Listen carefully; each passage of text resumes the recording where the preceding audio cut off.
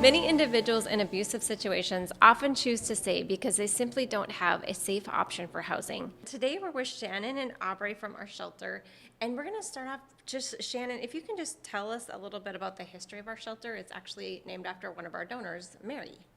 We started sheltering people in the early 2000s, and we had a nice little house that we leased from Altru, but we definitely had bigger dreams. And we started our capital campaign, I believe in 2013 or 2014.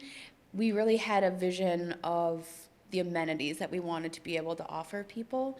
And so through that capital campaign and Mary, we moved into our brand new shelter in 2017. Well, many of our clients who come in can't believe how nice it is. That's not really what they're expecting usually. So we have actually, last year alone, we provided over 2,700 safe nights of shelter. Can you tell us a little bit more about who we serve at shelter and how they get connected to us? We shelter individuals and families fleeing domestic violence, sexual assault, human trafficking, and stalking. The easiest way to get connected with us is either through our crisis line, and that number is 701-746-8900, or Monday through Friday, 8:30 a.m. to 5 p.m., they can come to our 211 South 4th Street location and meet with an advocate in person. Yeah, it's people. I know if they're always aware we have that 24-hour crisis line, which is really great because a lot of times these situations don't happen between business hours and often don't actually. We're also a gender inclusive shelter. Can you explain kind of why that's important? We've always sheltered everybody regardless of their gender identity. However, it tended to be separated by gender. And moving forward, we just wanted to really promote equal access to services. So we did some research and kind of figured out how to navigate that. And now we are able to shelter everybody, regardless of gender identity, under one roof. Yeah, and I know we recently had a situation where that really, the person was really appreciative that we offered that. Aubrey, what can clients expect when they come to the shelter in terms of the facility and the structure? Clients can expect a clean, safe, stable environment, and we have several client rooms. We typically try not to place a client with a roommate when they first get there, just so they can, acclimate to the new environment and get a little bit more comfortable in the setting. And in addition, we have some other rooms that maybe, typical households wouldn't have. For example, we have a meditation room, an exercise room, a teen room that has an air hockey table and some DVDs for our teens to enjoy. And we also have 2 client offices that have computers, a printer, and a telephone they can use. And that's really important when you're just getting settled like that in a traumatic situation. It's nice to have your own space. And how about some of the key components that make it safe for our clients?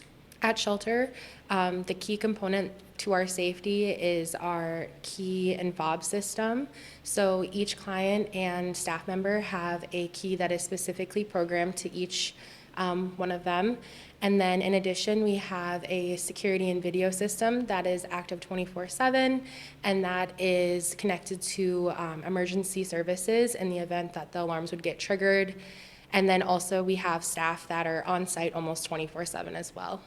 So last year we provided over 8,300 meals, which is a really big number. On top of a safe place to stay, what resources and services do clients have access while staying at shelter? A lot of clients are really happy that we can buy the ingredients that they want to cook with.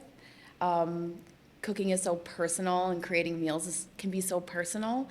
And so we're able to accommodate really any number of preferences, whether that's just a preference and you like this brand over that brand, or if it's dietary, cultural, religious, we can accommodate it all. As far as other services, Aubrey and I do a lot of stability services and self-sufficiency services, meaning that we're really trying to help people get to where they want to go, whether that's through employment, housing, education, childcare, kind of you name it, we'll try to help with it. How about someone who's watching and might want to support the shelter? There are several different ways that our community can be generous to our clients at shelter. Some of those ways include in-kind donations, gift cards, supporting our client emergency funds. In addition, our shelter has a Target and Amazon wish list that is online. And then on our website, we do have a list of all of our in-kind donation requests that clients may be looking for. A lot of times we are asking for personal hygiene items just because that's something that we go through quite quickly. So things like shampoo, face wash, pillows, other linen items. And then just to talk a little bit more about the client emergency funds, those funds are designated to assist with eliminating some barriers that our clients may be experiencing.